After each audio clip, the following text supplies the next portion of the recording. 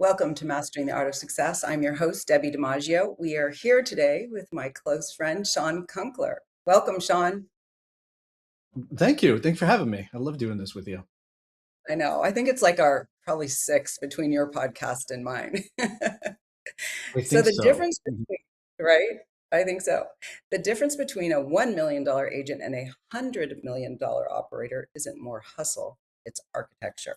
Our guest today is the authority that industry's top performing agents tune in when they need to bridge the education gap. Shawn Kunkler is a premier San Francisco realtor and the founder of Homeward Associates Group. But he is more than a practitioner. As the host of Realtor 180, Shawn acts as an analyst, stripping away the noise to discover exactly what the top 1% do differently. Those findings led to creating Ace Your Day, a simple deck of cards for agents ready to trade the daily chaos for total peace of mind. Today, we are exposing the 180-degree pivot that moves you from a busy agent to a market force. Pay attention, this episode is packed with a bunch of takeaways. Welcome, Shawn. Thank you. What an intro. It's intimidating. I know, and that's you. Because everyone doesn't know you and they might not have heard our show before, just give us, how did you get into real estate? Give us your journey into real estate. Oh goodness. I'll give you the high level. I ran martial arts schools and then worked for a very high-end athletic club with aspirations of starting gyms.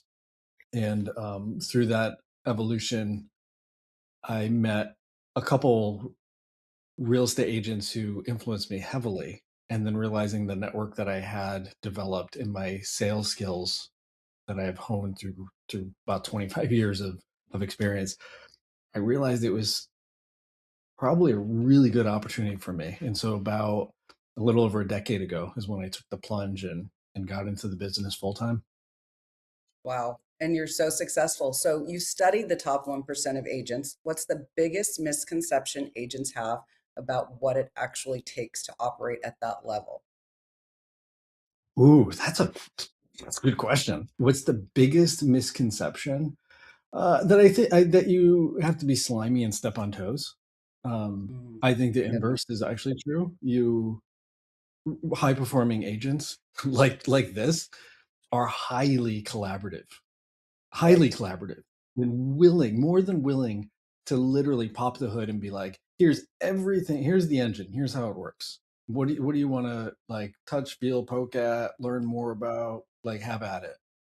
And so that's been my experience up to this point. I love it because that is not always the case. When I started coaching years ago and we launched our company in 2009, I people would say, "Well, do I friend this agent? They're friending me on LinkedIn and Facebook." And I just wanted to burst. I'm like, "Yes, they're your colleagues, not your competitors." So I love that you got that early on. So let's lead into tell us about Realtor 180, your group that I'm a part of, because that is all about collaboration and we come from all different real estate companies. So tell us a little bit, our guests a little bit about that and how it got started. Yeah, so I kind of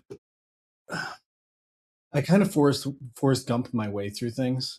If you don't know that movie reference, you should definitely watch it. But so I started the podcast about 3-ish years ago, and the podcast, the spirit behind it was there's about 2 million agents in the U.S., and I really wanted to help raise the bar, share things, collaborate, and just I love the Kennedy quote, "A rising tide lifts all boats." And I just feel like we can do so much better if we just share. And so that was the spirit behind Realtor 180 podcast.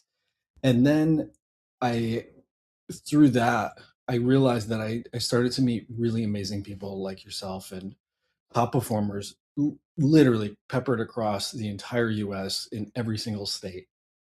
And my problem now became scalability in math is I could only catch up with so many people in a day and run my real estate business and continue to have book sales. And, I work on a lot of projects all at once. And so I was trying to come up with a way, how do I get all of these people in the room to hang out with them more regularly, but have real conversations? And so that was the birth, the genesis, if you will, of getting everybody together for the inner circle group, which is comprised primarily of past guests who are they're the top of the top performers. It's awesome. It's really great. So are you still accepting people if there's realtors listening today? Are you still accepting realtors to inner what's it called? Inner circle. The inner circle. So yes and no. Is you can there if you go to Realtor 180 or Realtor 180 180.com, you can add your name to the wait list and it's waitlisted. So some markets are open, some are not. If the market is closed, the goal is I don't want to saturate markets because the byproduct of relationships, as we all know, either with clients or with agents, is the referral. And so the spirit behind the group is we don't saturate an area because if you build a relationship, you don't want to build a relationship with 20 agents in one pocket because Right. you then only have one referral to go around. So Right. uh, thus the limitation. And so I don't know what market people are listening or wanting to join or in. And so it's a maybe that they can get in. And so we That, review every single person individually.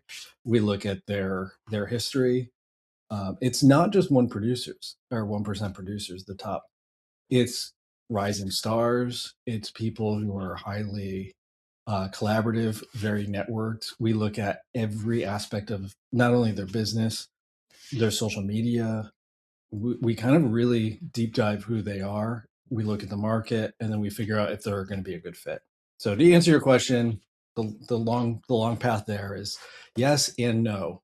We're accepting yeah, new people into the. makes sense. And how do people get to that link? What is that link? If you go to realtor180.com, it'll from that page. There's a connect with us, I believe, and then you can. There's a couple choices, and then just put your name down for that, and Perfect. then internally an email will come through. Then you go through, you get put into the process. Perfect. So because you talked about rising stars, and then I kind of couple in my mind rising stars and people who are really seasoned and might be even older than I am because I've been in this business 35 years. But let's say people even older than me. But see new agents and seasoned agents who may not, or what do you tell them? Let's start with the newer agents. What do you tell them that they should be doing to help them, maybe they came from a background of something else very successful, but now they're in real estate. What would you tell the newer agent? That's a great question. I would tell them a couple things. Is if you're newer and you don't have anything to lean on, is really do some self discovery and figure out who you are. What are your strengths? Because we all have something. If you're an introvert, you're going to have a set of attributes and strengths, also weaknesses. If you're an extrovert, you're going to have a whole set. If you have had retail experience, you're going to have a set of skills that you're bringing to the table. If you, whatever you worked in a restaurant, worked a line. I don't know what it is, but there's something there that you can lean on. Um, is kind of one thing, and so I think giving yourself, if you're brand new, the confidence is really the first brick to build the wall, and Mhm. that'll give you some semblance of confidence to start with. The second thing is you need to figure out three pillars of leads, whatever those are for you. It's like networking or referrals. That's one pillar. Do that thing every single week. Maybe open houses is a pillar. Do that thing every single week. Maybe knocking doors. I don't care what those three are, but have three. And those three should be in full rotation every single week. Um, I would say with the seasoned agent, you obviously don't need to do the first part of that, but I would venture to say you've gotten away from the basics. You're Most people are the plateaued producer, or they're the ADHD producer, where you do that thing that works really well, you get really busy, you stop doing that thing, you get really slow, you start doing a new thing, doesn't work so good. So then you try something else, that doesn't work either. You go back to that thing that works, you get really super busy, and then you stop doing that thing. And it's just this pattern over time that continues. And so if you're that plateaued producer, is review like you, for example, you have a wealth, a gold mine. You have 3 decades of what's worked and what's not worked. And if you just if anybody just called you and said, "Hey, Debbie, of that list, what are the top 3 things that have always worked for you? I'm gonna go do those." Yeah, They would cry. it's building relationships is so important. Building your authentic relationships is just so important. And however that is for you. And it's changed for me as the interviewee is interviewing the interviewer. It's changed for me because when the kids were in school, I was a mom, full-time active mom. And then later it was like I had to redefine myself and rediscover myself. And only in the last couple of years did I start doing the podcast and BNI professional business networking, which I didn't even know was a thing. So, I thought you would go to a happy hour in San Francisco and that was like your networking. I had no idea that there were these professional networking events. But let's get back to you. Because Hmm. you have a team, when someone says to you, this is my pet peeve, when someone says, I'm too busy, I can't do that, what do you say? Oh, they're full of shit. So the one thing that I'm sorry, and I don't know if I can swear on this, and I apologize if I can't. Zach, you'll have to edit that. I apologize. They're full of baloney. I, there's one thing in people's vocabulary that drives me crazy is when people say, "Oh, I can't make time for that, for X, Y, to work out or to do this or to do that." The math is, the reality is, you're not God. You can't make time. No one can make time. So you can either Right, allocate time or you cannot. And it's a choice. And so I right, allocate time to walk my dog every day. I allocate time to go to the gym. I allocate time to eat 4 meals a day. I allocate time to sleep. I allocate time to work on my business. I allocate specific time to work on specific parts of my business. So I think it's crap. And the 2 ways I can prove it's absolute crap is how many people watch Game of Thrones or F1 or Love is Blind. You found time for that. How? Is right. one. The other one is if you go to your phone and you go to your settings and you scroll through and you look at hours spent, like there's a time log, look at how much time you spent on social media. I guarantee you more than 15 minutes. And in 15 minutes, if you spent 15 minutes a day on an income producing task, over the course of a year, you would change the entire trajectory of your business. Period. Exclamation point. Same thing with the gym. If you went to the gym for 15 minutes a day, every single day for the next 365 days, I guarantee you, without a shadow of a doubt, that your body composition is going to change. Period. Right. Don't Absolutely. allocate Love time. I'm going to use that allocate. You might not want to make time, but you can allocate time. I love it. I'm going to use it.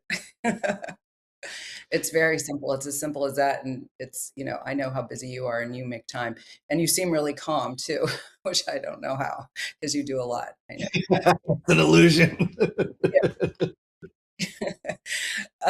Okay, so I'm really working on relinquishing a little control. I'm a control freak because it's easier for me to do it than to explain it. And there's a joke my husband and our office manager, she said to an assistant I just hired just last month, she said, "Oh, Michelle," I introduced Halima to Michelle, and Michelle said, "Oh, you speak bunny." And Halima said, and then she said, "Oh, yeah, I speak bunny." Because I speak in these abridged little, quick little sentences and bare half sentences. And so Michelle's like, "Oh, okay, you speak bunny." And Helene was like, "Yeah, I do." So I couldn't hire, I mean, I've only been a month, 2 months, and I am just indebted to her. And so I've released the podcast and the guest, setting up the guest and the nice reminder you got today. I was trying to do it and it was such a mess. So trying to relinquish a little control. So that's my first step. It takes baby steps. So how do you keep organized? You also have a book. You also run a podcast. You also run a real estate business. You also have inner Mhm. circle and a family, etc. So how do you keep organized? Do you have any tools or apps or platforms or any advice? No, I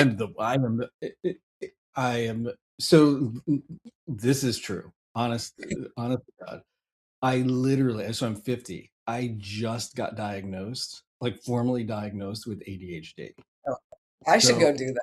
I probably have double ADHD. I literally 100% have it proven. And so I'm not organized. I am just highly driven, but Yeah. I figured out through my life that habits are my structure. And Hmm. so if I create these habits in my life, then and in my mind, they become non-debatables, right? It's Right. similar in my mind is like Cielo, my fiance, she's amazing and wired totally different than I am. Like she can go on a diet, right? And say, I'm only going to have a little bit of cake. I'm not like that. I'm binary. I either eat the whole damn cake, not a piece, or I'm I the same. can't. Like so I have to just tell myself no sugar. And Yeah. that's like the habit, the rule. And then that's how I live from that point forward. And so when I work on these projects, I I again, I know myself. And so the first thing I have to do is the project has to have, I call it a wince goal, A where the what? goal, a wince goal, you know, when you wince, Oh, okay. Okay. the goal has to be so big and so outlandish where when I say it out loud for the first time, I actually get like a little, that's big. Like, oof, I don't know if I can do that. That gets me engaged. And so like, you know, this, like writing a book, that's a pretty monumental task. That's a wince Yes. goal where you're like, oof, I don't know if I can do that. Once I have that in place, then it runs in the back of my mind all the time. And I'm just constantly pushing to do that thing. And so unfortunately I'm highly disorganized is the God's honest truth. But it's, I feel like, because I'm exactly like that. So I think what happens is we're so driven and we are so driven for results for ourselves, not for anyone else. But Right. because it's what we want to do, it has no bearing on proving or showing. It's just a goal that comes in our head. And we have to do it. Like when I ran the LA Marathon, I didn't tell anyone because people would think I was ridiculous because it was a month before. It was a month before the marathon and I was turning 60 and people would be like, you don't even work out. Did I want to hear that? No, I wanted to see if I could do it. So it was ridiculous. I don't suggest people do that. It's kind of stupid, but I did. I did it because when I get something in my head. So I think that's with you too. You get it in your head and you want to do it. Exactly. And then Yeah. also, you don't know what you don't know until you know. And I Yeah. got to mile 18 and I was like, what the heck? And then by that point you're in it. And so Yeah, it's you're like, like, "I'm failing at this." what's there's a famous quote, if you're going through hell, keep going. And Yeah. so like at mile 18, it's like, well, I'll just keep going. Like I just need to take one more step and I'm closer. And then that's how I accomplish, you know, the podcast or whatever. I chunk it down. I do have an ability where I chunk things down where I Mm, don't overwhelm myself by looking too far ahead. Like if I'm gonna right. hike the Himalayas. Like I don't look at the top of the mountain. I literally look at where's my foot landing next. Like And what's that's the exactly, I never like thought about what doing the marathon. I just thought I was just going to do it and one foot in front of the other. And if something happened, it did. And it precluded me from running. Okay. But it didn't. So I did it. I got the chills when you said the wince thing. That's so cool. Cause you said something that totally encapsulates something. Well, two things. The first thing you said, you can eat, your wife could eat a little bit, but you have to eat the whole thing. So last night I had ice cream for dinner. I skipped dinner and just had ice cream. So I feel it. I absolutely get it. I can't just have a little. So and then my husband gets mad because he's like, just try this. And I'm like, no, I can't try it because if I try it, I'm going to have it all. So no. That's what when we're at dinner and we have two boys, Ciel will be like, "Oh, let me take a bite of that. Let me take a bite of that. Let me take a bite." And I can't because I go really hard on the pain. That's so Like funny. I'm zero or she's and she comments about it. She's like, "You're either 0 or 100. Yeah, There's nothing. There's literally nothing in between." So I think exactly. virtue of that, to go back and answer your question, that onto itself is how I stay organized, because Mm, it's the H part of the ADHD is I get hyper focused on just getting it done, that nothing is going to get in my way. yeah. Well, that's interesting. So my book that I've been working on for years, it's actually up, but don't buy it yet because we're correcting a very important name, which I've been excited to tell you who endorsed my book. So it's up, but Mindset in Motion, Activate Purpose, Power, and Peak Performance. Get it on Monday because we're making a correction. But I reached out to Rob Refkin, Compass. Yes. He said yes, and he is on my endorsement on the back of the book with, and inside the book with you, alongside you and Pam Liebman of Corcoran CEO. So I'm Oh, that thrilled. is, And I'm so, so thrilled. I want to sign. I want my copy signed. Is yeah, absolutely, my absolutely. aspirin. When you write Rob Refkin, the F drops off every time. It spell checks itself, and so I noticed it today and I'm like, no, no, we have to redo it. And I kept having to tell the book cover person and the editor, like it'll autocorrect out. And so you have to force the F. So if he wrote one for you, you got to force, he has two F's in Refkin. Yeah, interesting. Good to know. Um, Yeah. that is so So funny in such a small world. it is, it's Uh, crazy.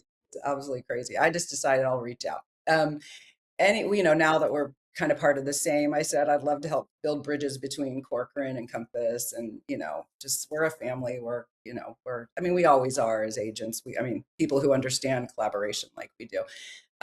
So let's see. I had so many. Oh, the wince. I just have to say this because the ice cream was one, but the other one you said the wince about when you have something in your mind. When a couple of years ago, and I decided to, was thinking about doing the podcast, but I didn't know how it was going to materialize because I didn't want to do any tech. Thank you, Zach, for being here, the producer. There's no way I could do any recording or editing or whatever. So it all just kind of fell into place, and it is amazing. I couldn't be happier the way we get to do my podcast. So recently the book's almost done. It's being done now. It's in the hands of other people. But mm, now my next thing I want to do is go out and speak about the book and help people conquer their goals, whatever it may be. And I want to speak on it. And so I've been thinking about how am I going to, start being invited to speak. And so last night I was in my dreams I was dreaming and speaking in my dreams last night. So I'm like, uh-oh, it's happening. It's formulating. so this is really funny, and because you and I have talked about this in the past, but it's when you're working on something bigger than yourself, the universe conspires. And Exactly. so on Thursday in our inner circle group, which you absolutely have to be there, I gotta get Precious back. Williams is going to be speaking. Who is? She's a she Precious Williams. Okay. She's a trainer for giving speeches. Oh, oh my God.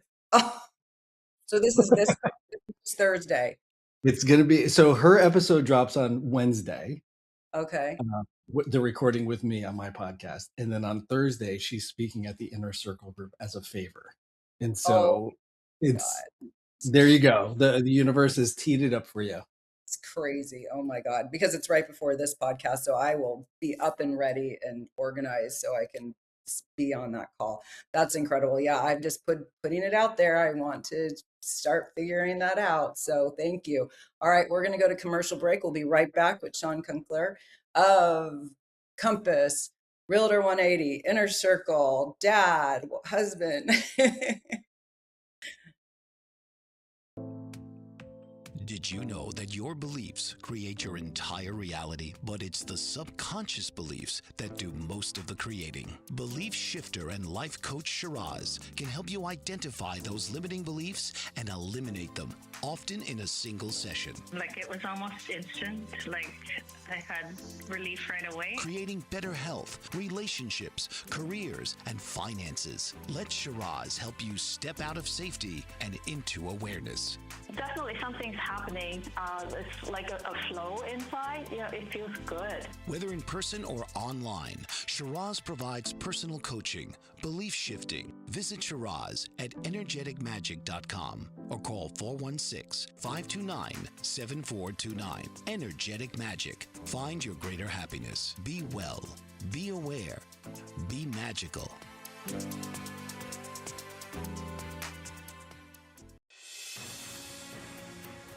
Mike Zorich, a three-time California state champion in Greco-Roman wrestling at 114 pounds.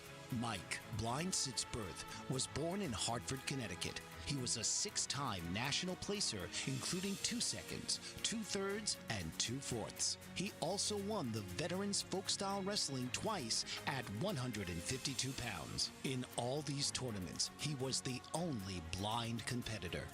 Nancy Zorich, a creative spirit whose talents have taken her to the stage and into galleries and exhibitions in several states. Her father, a commercial artist who shared his instruments with his daughter and helped her fine-tune her natural abilities, influenced her decision to follow in his footsteps. Ms. Zorich has enjoyed a fruitful career doing what she loves. Listen Saturday mornings at 12 Eastern for the Nancy and Mike Show for heartwarming stories and interesting talk.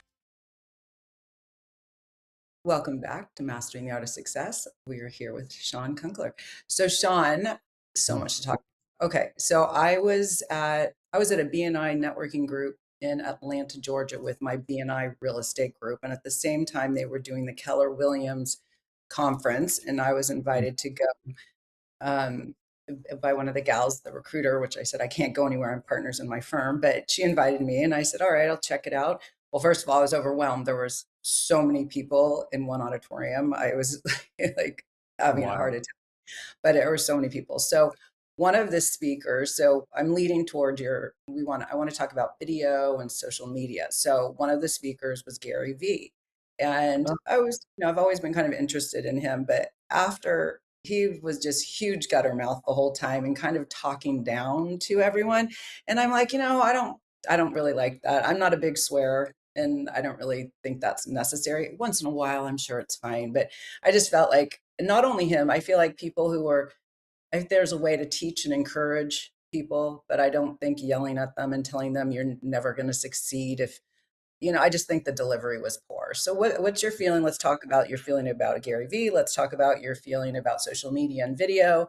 And, when is someone going to just be kicked out of real estate because they're not doing video or social media or, they're just going to fail. That's pretty much. You're going to fail if you don't get on video.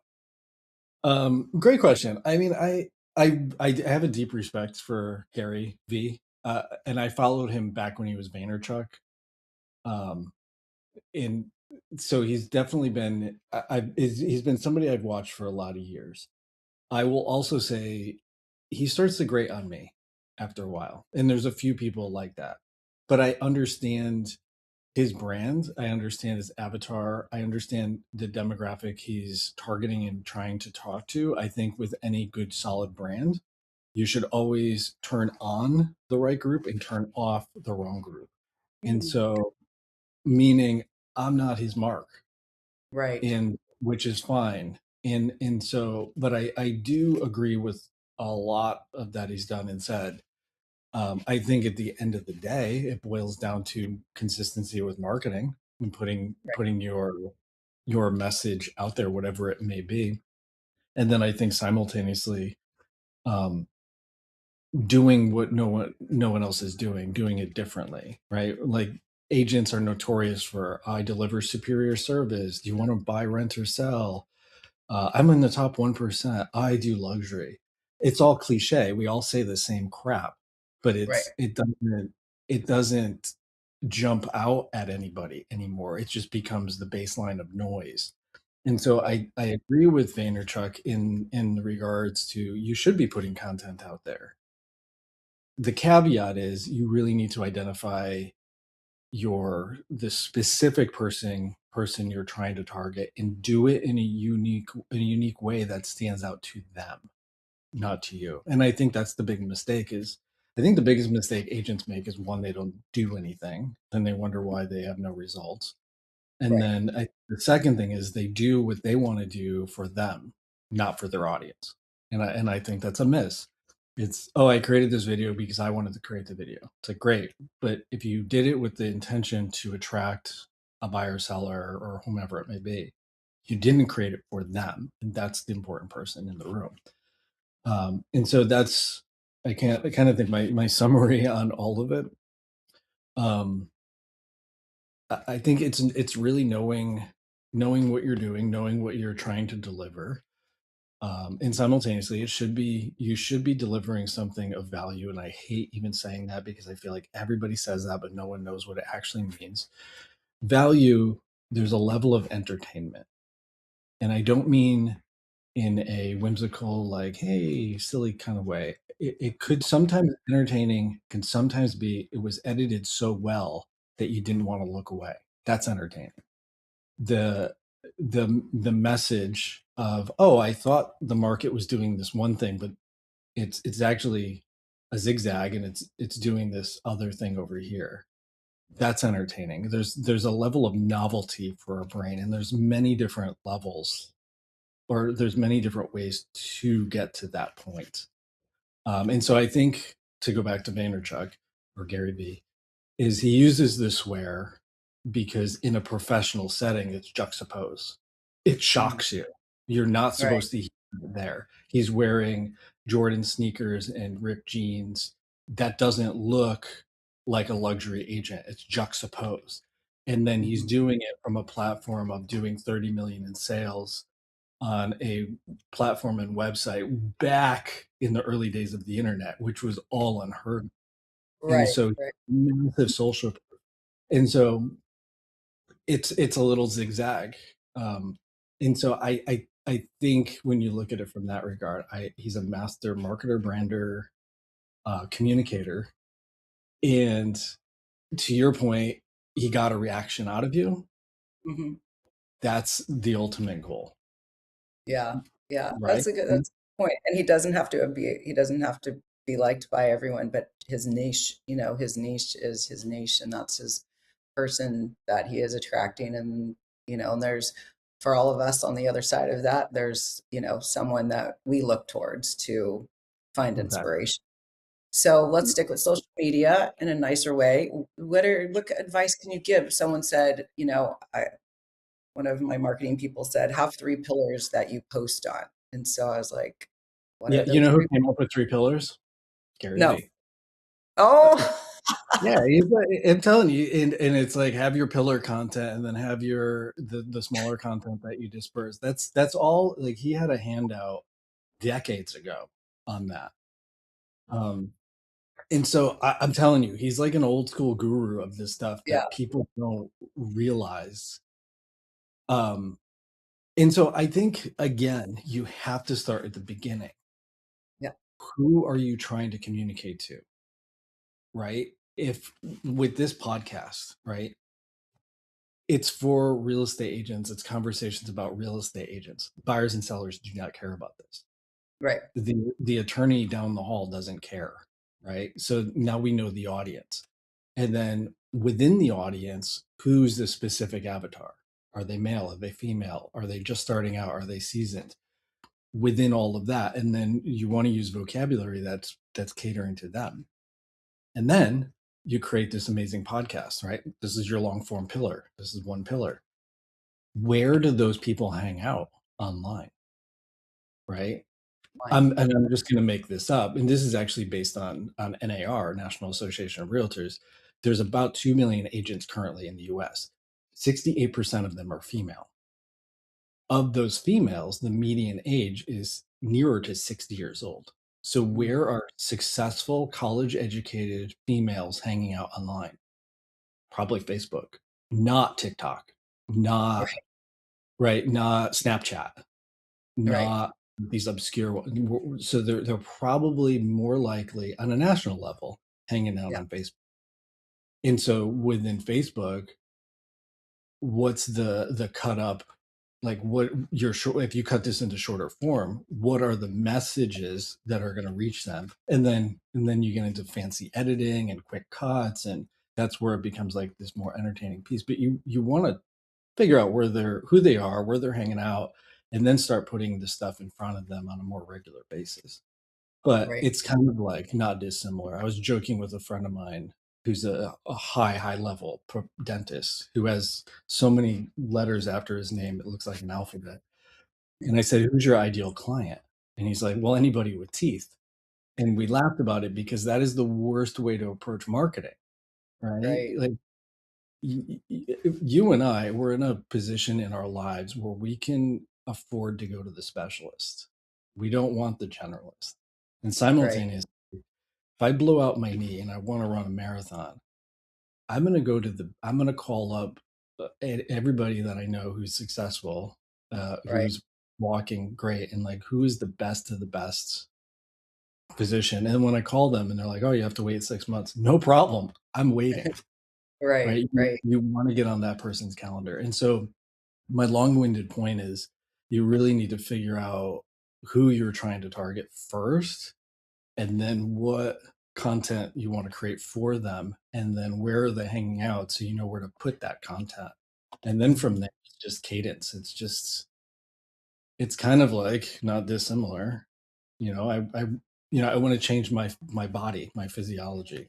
Like, where do I start? Great. What do you want to do? Lose fat, build muscle. I want to build muscle. Great. It's like you have to start with a plan. Go to the gym, lift weights. Don't do much cardio if you're trying to build muscle.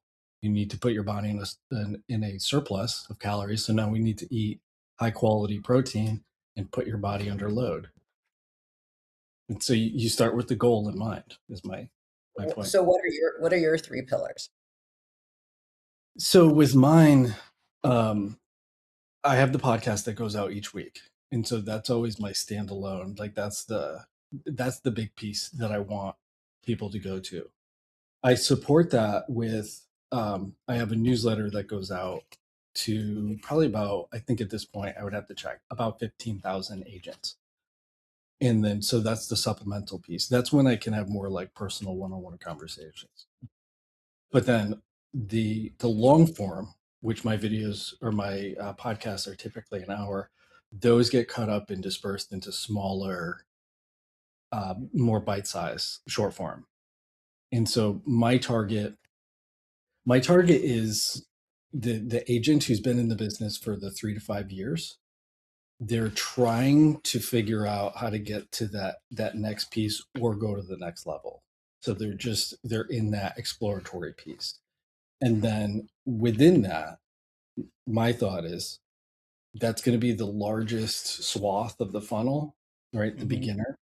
If you look at a funnel, the beginner is always at the top, the widest, the most amount of people, intermediate, and then the small niche at the bottom is top perform. Like the top performers, they're 1%. So the other Right. 99% are above them. And so it's much easier for me to hit that bigger target. And so thus the podcast for me is a marketing and referral tool. Hmm. And so now I'm in a brand name city, San Francisco, and Right. I'm putting out the message. And then my game is to how do I solidify a relationship with these people by bringing them something of value on a regular basis, uplifting their business. So when their Mhm. business is uplifted and they have a client either relocating to or from San Francisco, I'm now the guy who gets the call. Love it. And it's it's positioning before that opportunity comes up is my point. The whole giver's gain. I love it. So I was watching a YouTube video the other day. This little clip came on. It was very short, but it changed everything. So Hmm. I was using ChatGPT, and this video said, "Get off ChatGPT. Claude is the best."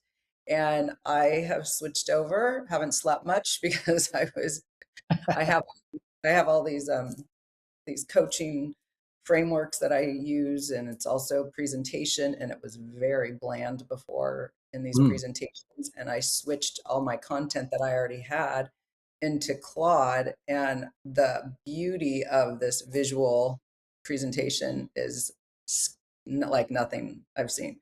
Let's talk AI. What are your Mhm. tools that you're using? How are you using them? And how are you on Claude? Claude is the only one I'm paying for. Okay. What So you're using it, it yeah. means I've cut all my other subscriptions. It's that Yeah. powerful. Yeah. It's way more robust and you can do incredible things with it. I feel like we have not even scratched the surface with Right. its capability. There's Claw. which actually lives on your computer to do some of the more maintenance stuff. That's my next level.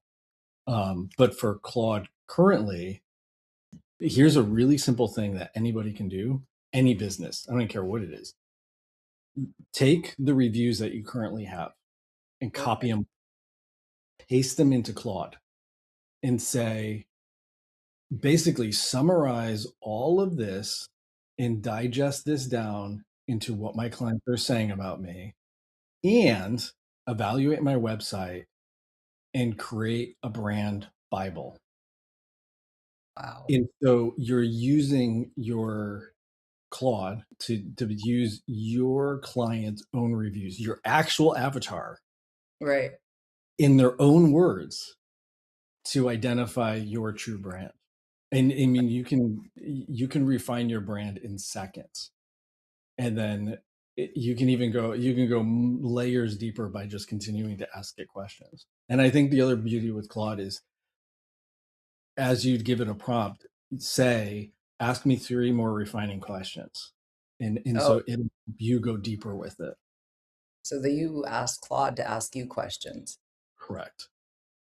Wow, I love that. Wow, taking all the reviews and doing that. So when you did that, where did you put this new information that they summarized? It's sitting right now on my desktop. So I created Ace Your Day, a deck, and it's a productivity deck for agents, the ADD agents, the plateaued producers, if you will. And I used Claude to help identify the actual avatar, and Okay. then use I basically use the reviews and the comments and the feedback from my podcast, because those are agents who need help in some capacity of their business, and use that to build the avatar for the deck. And then with that, we were able to identify the colors, Mm, the how to steer it towards a gender, how to steer it towards an age. We did wow. all sort of refining to it, and then I took those pieces, and then and you saw it, but I would then volley it to the inner circle group and say, "Hey, here's 3 iterations. Which do you all like better?" And then I Right. took like actual human feedback from that to further refine it. That's And that's amazing. just simple. Like I'm working on that for my book, which I'm doing a rewrite. In addition to, I'm including in the book SEO terms, which Oh, we can talk about. And then I'm doing it now for my Homeward Associates, which is my real estate brand. I love it. And so what are you doing for your real estate brand? You're using, Yeah, so I'm in the process. We took all the different reviews. mm, We've taken the actual website. We took all the properties that I've sold. We've compiled it or mirrored that with our CRM. So we know where our clients work, we know where they live, we know the neighborhoods, and then basically putting all of that together and creating a brand identity, the avatar identity, and backing that into the brand Bible. So we're in the process of changing the entire vocabulary on the website to mirror and match more of that. We're starting to isolate and talk about specifics that's important to our client base. Like commute times is really important to the tech buyer. And so mhm, they within that they tend to live in a specific area of the city to reduce their commute times. And right, then within that, they tend to have dogs and want to be near parks and be near shopping. And so we're crafting more of the message to show that we're experts in that arena. right. I love it. That's all true stuff.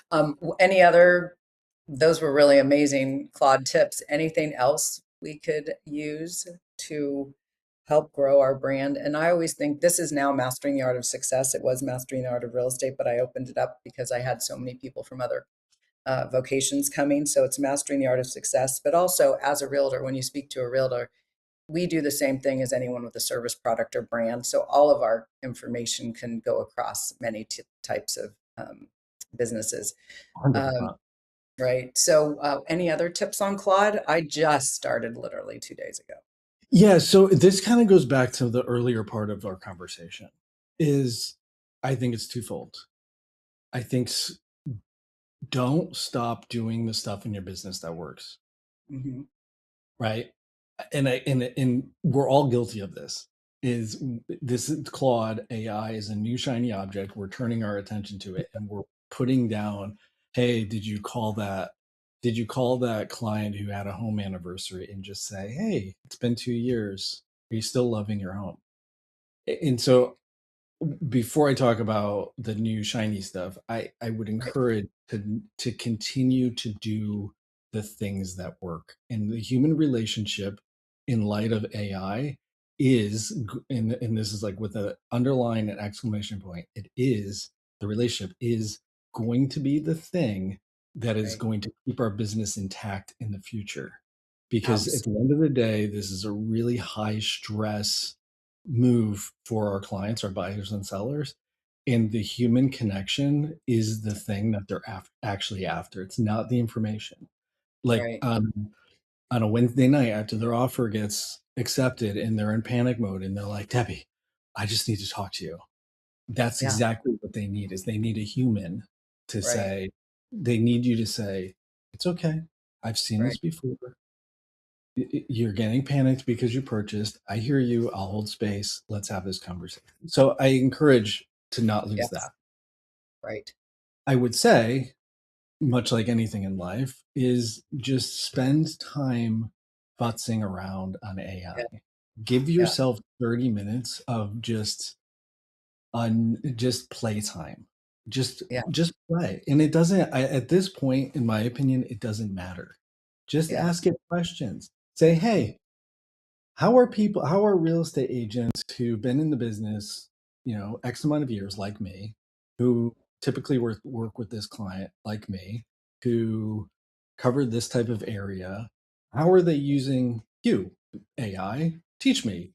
And just Oh, have dialogue. right. And then it'll say, oh, they're using it for video. And you say, how are they using it for video? Can you give me a couple examples? And then you're like, nah, I don't want to do video. That seems icky. You're like, great. Else are they using it? What other ideas? I love to host open houses. Can you give me 3 ideas to make my open houses better? Right. I And love, so I don't think you need to sit down with like this specific thing. I would just encourage, give yourself some playtime yeah. and just go play, literally go play. And as you use it, you'll start seeing opportunities to use it Right. is I is what love that. I haven't done that. I'm so concentrated on getting my information there, whether I polish it or make it into something pretty. I love that. Just asking it questions and getting information. All right, Shawn, how do we get a hold of you? How does someone get a hold of you? There's lots of ways you can find me on the interwebs. If you go to homewardassociates.com, that's my real estate business.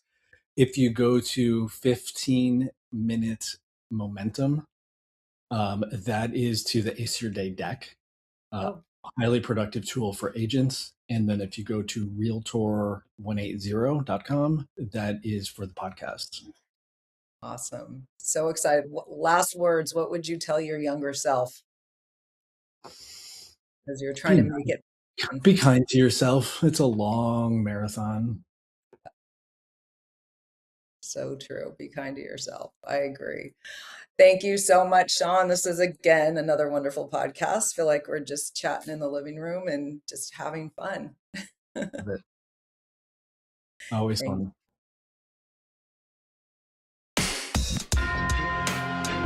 Tune in each week for another episode of Mastering the Art of Success with host Debbie DiMaggio. Thursdays, 2 p.m. Eastern. Real stories, real strategies, real success.